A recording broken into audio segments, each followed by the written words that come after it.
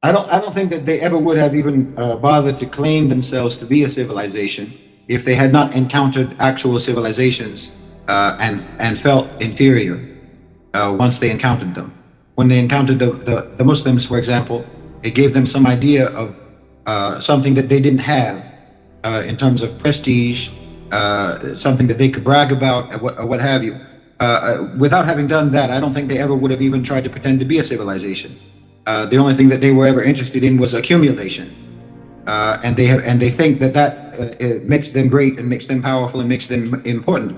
But then when they encountered actually civilized people, and it's not only the Muslims, it's many societies around the world that are civilized and were civilized, that they encountered and realized that this is another thing that we need to try to add to our prestige and our power. But they never understood, like what I was talking about earlier with regards to the difference between the laws and the underlying values of the laws.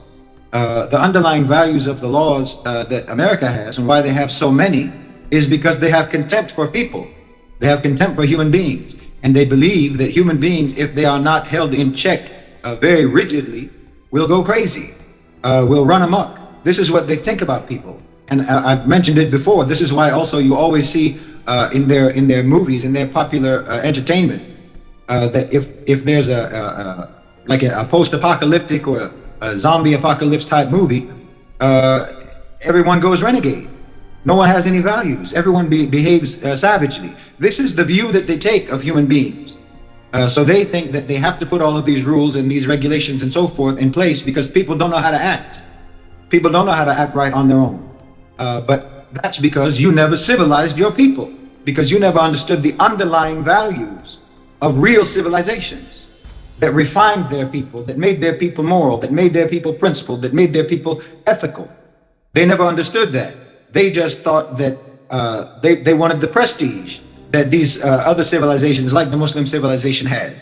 And so they learned the language only.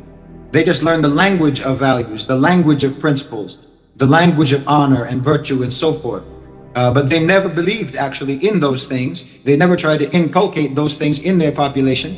And they, as I say, they view their own population with absolute contempt. And they believe the way Iblis believes about human beings, that we're no good, that we can never be good, and that we deserve to be debased and degraded and controlled and dominated as much as possible.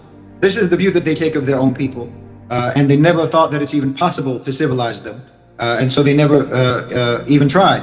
And so all they did was try to come up with a new definition, and this is what I get in the comments section all the time. They try to come up with a new definition of what a civilization is, and it basically means that it has nice stuff. That's the definition of a civilized country or a so-called civilization, that they have fancy technology, that they have big buildings, and this and that. They have, all of these material things is what makes you a civilization. Not that your people are civilized. They play with language. They have to redefine things to show their absolute, abject, abysmal failure as a so-called civilization. They redefine abysmal failure as glowing success.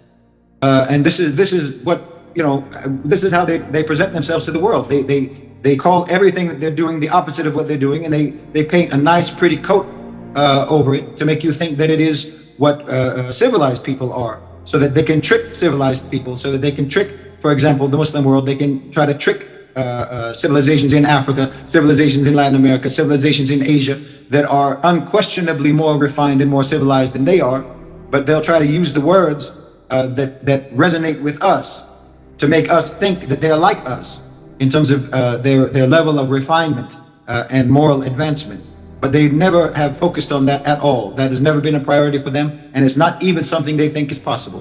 So no, it's not a civilization whatsoever. By any real definition of the word, the West has done everything possible to avoid ever civilizing.